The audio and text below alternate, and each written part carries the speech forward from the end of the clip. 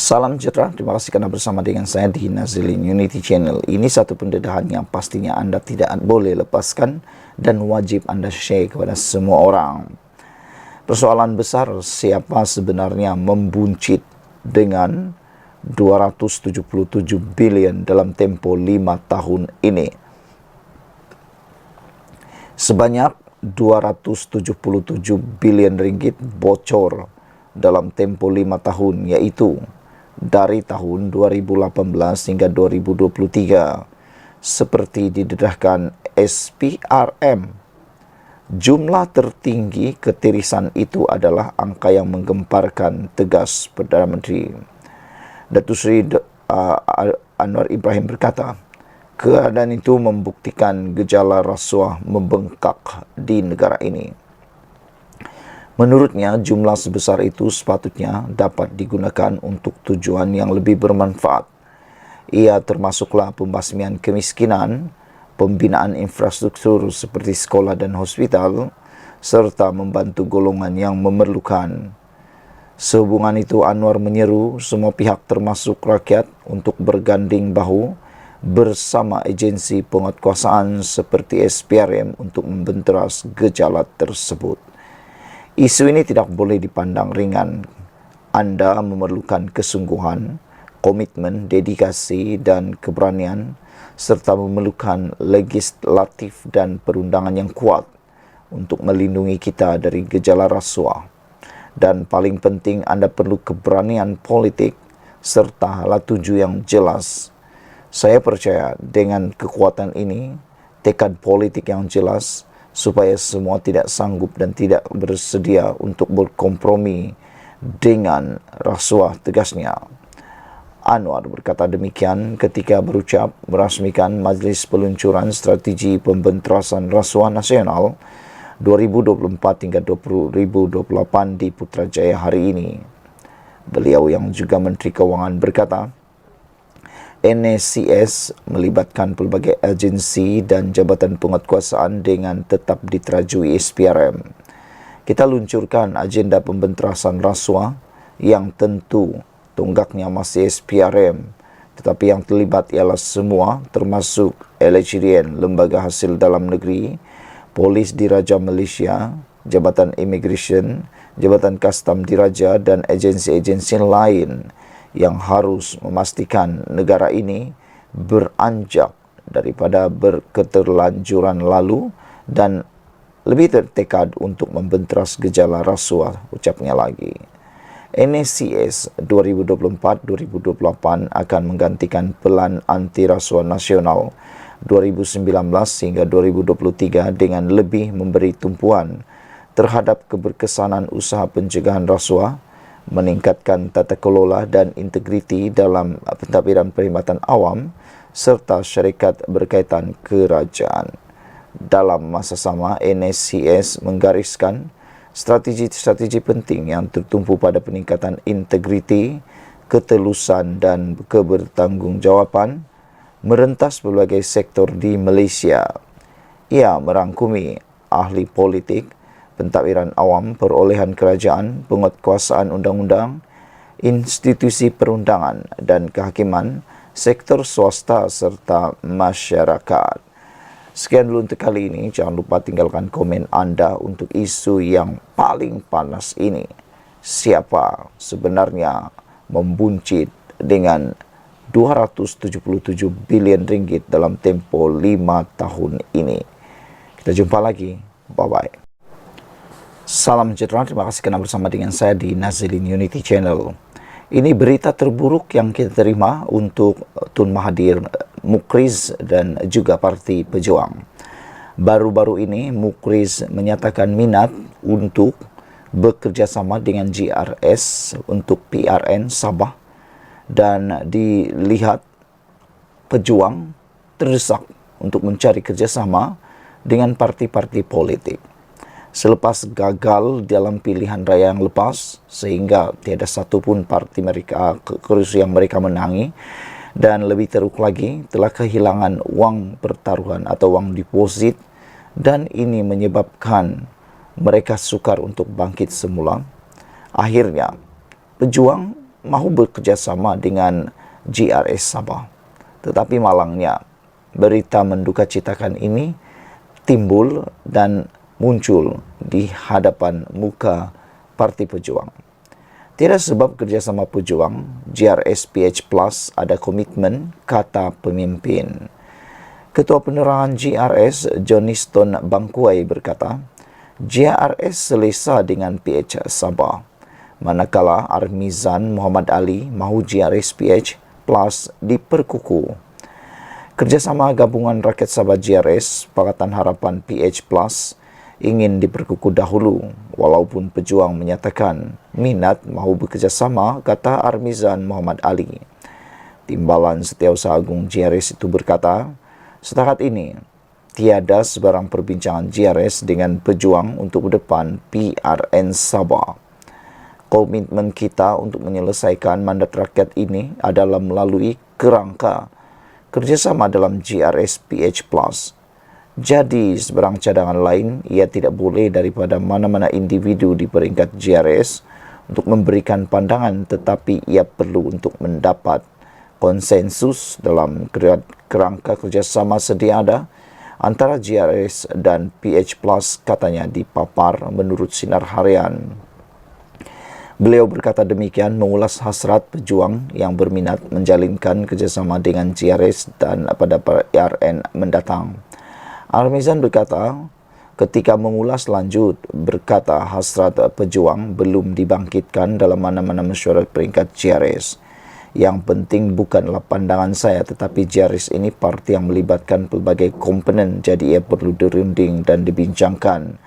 Tetapi apa yang saya boleh yakinkan sebagai salah seorang ahli jawatan kuasa GRS di peringkat pusat, tidak ada sebarang perbincangan dengan mana-mana pihak lain selain kerangka GRS Pakatan Harapan Plus.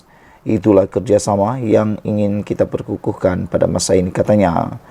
Sementara itu, Ketua Penerangan GRS Johnston Bangkuai berkata, GRS selesa dengan PH Sabah untuk menerajui kerajaan negeri. Katanya tidak ada sebab untuk gabungan parti tempatan itu menjalinkan kerjasama dengan parti lain yang berpengkalan di Semenanjung Malaysia.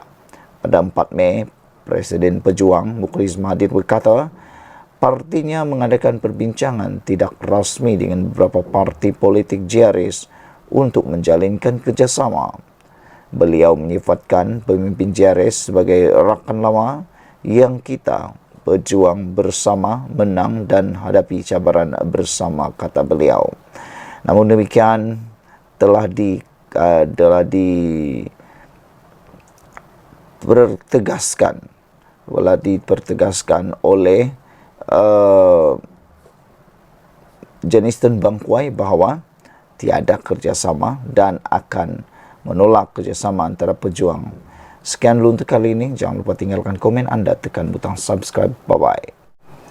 Salam sejahtera. Terima kasih kerana bersama dengan saya di Nazlin Unity Channel. Hari ini kita digemparkan dengan keputusan daripada SPRM. Mahathir ditahan SPRM. Persoalan besar ini timbul dan telah dijawab oleh pengarah, iaitu Tan Sri Azam Baki. Ramai netizen yang sebenarnya agak simpati dengan nasib yang menimpa Tun Mahathir dalam usia yang sudah terlalu lanjut, tiba-tiba pula dikaitkan dengan pelbagai isu dan menarik perhatian kalau dia ditangkap atau ditahan dan didakwa pula. Ini pastinya akan mempengaruhi kesihatan beliau dalam pada usia yang terlalu tua. Mahathir ditahan SPRM itu tidak lagi. Kita tidak berhasrat untuk tahan beliau, kata Azam Baki. SPRM tidak berhasrat untuk menahan Tun Dr. Mahathir Mohamad berhubung isu pengisytiharan harta. Ketua Pesuruhjaya Tan Sri Azam Baki berkata, ia kerana siasatan terhadap bekas Perdana Menteri itu masih berjalan. Itu tidak lagi, kata beliau. Kita tidak berhasrat untuk tahan beliau, kata Tan Sri Azam Baki ketika ditemui pemberita selepas peluncuran strategi pembenterasan rasuah nasional 2024 hingga 2028 di sini hari ini. Sebelum ini, Azam memaklumkan negarawan itu antara individu yang disiasat berhubung isu pengisytiharan harta. Ekoran penyiasatan itu, kedua-dua anaknya juga diberi notis untuk mengisytiharkan harta dalam tempoh yang dinyatakan dalam notis di bawah Seksyen 36 Akta SPRM 2009.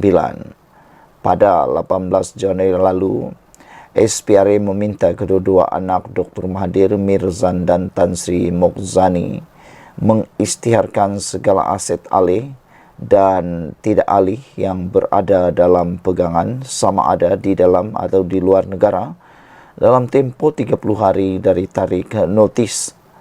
Mokzani pula disiasat mengikut Akta SPRM 2009 dan Akta Pencegahan Pengubahan Wang Haram, Pencegahan Pembiayaan Keganasan dan Hasil daripada Aktiviti Haram 2001. Sementara itu ditanya mengenai tempoh kontrak perkhidmatannya disambung atau sebaliknya, Azam Baki enggan mengulas perkara itu sehingga tarik kontraknya tamat.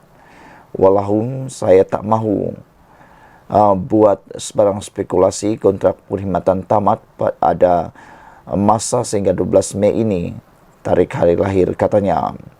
Azam dilihat dilantik semula sebagai Ketua Pesuruhjaya SPRM pada tahun lalu untuk tempoh selama setahun dan diperkenan oleh Yang di-Pertuan Agong Al-Sultan Abdullah Riayatuddin Al-Mustafa Bilal Shah. Sekian dulu untuk kali ini. Jangan lupa tinggalkan komen Anda, tekan butang subscribe. Kita jumpa lagi. Salam sejahtera, terima kasih karena bersama dengan saya di Nazilin Unity Channel. Seperti mana yang telah diramal oleh para penganalisis politik, pengikut-pengikut politik di Malaysia, mereka kata PN akan berpecah, bibit awal sudah bermula. Ramai yang tak setuju, ramai yang kata, kau cakap saja, sembarang cakaplah, tiada buktilah dan sebagainya. Kali ini, benar-benar seperti yang kita cakap-cakapkan, kita ramal-ramalkan, akhirnya dilaporkan pula di Harapan Daily mengatakan bahawa PN bakal berpecah, bibit-bibit awal sudah mula kelihatan. Sebelum kita teruskan ulasan kali ini, sila juga tinggalkan komen Anda. Apa pula pendapat Anda?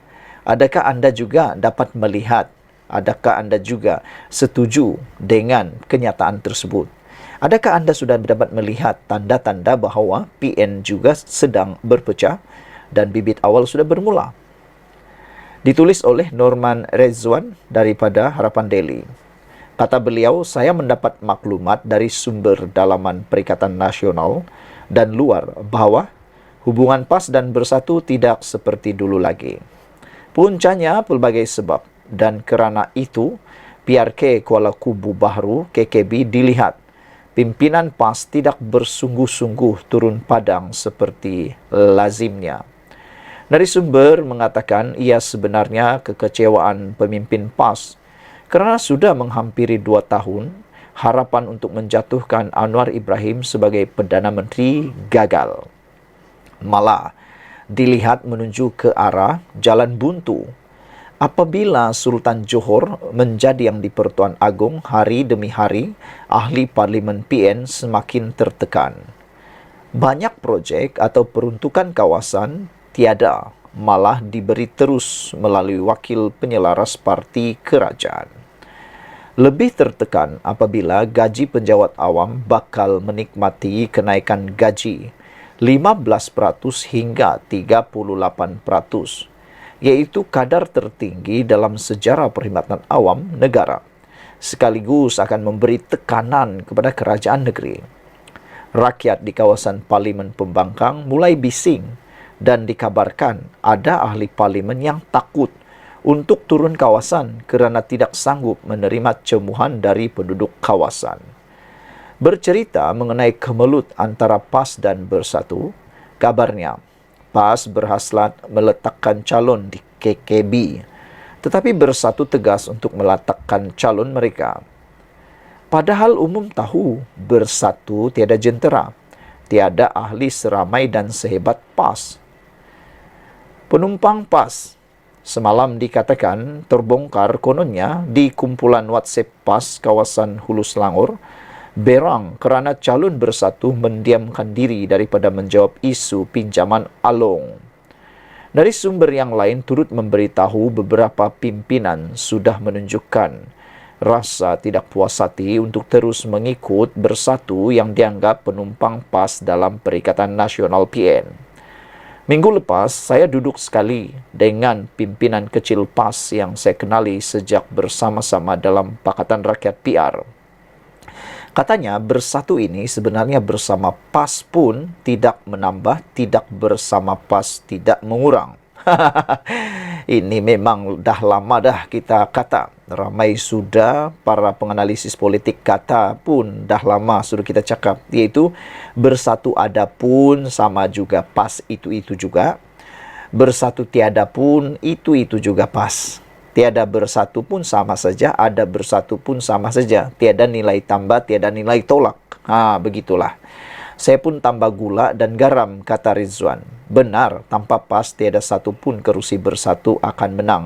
Tanpa PAS siapalah bersatu. Saya yakin pimpinan bersatu dapat menghidup PAS semakin dingin dengan mereka. Malah apa yang berlaku di KKB melihat keretakan berlaku dalam PN. Malang bertimpa-timpa buat bersatu. Selepas 5 ahli parlimen bersatu menyokong Perdana Menteri ke-10 yang membuat PAS berang. Kerusi ihsan diberikan kepada bersatu terlepas begitu sahaja kepada kerajaan perpaduan. Lebih membuat bersatu tertekan pengaruh mereka di Sabah. Kehadiran Muhyiddin dan Hamzah kali ini tidak disambut Ketua Menteri Haji Jinor dan Masidi Manjun yang merupakan tulang belakang pengaruh bersatu di Sabah. Di ruangan komen, rata-rata rakyat Sabah mencemuh bersatu. No bersatu now, kami GRS.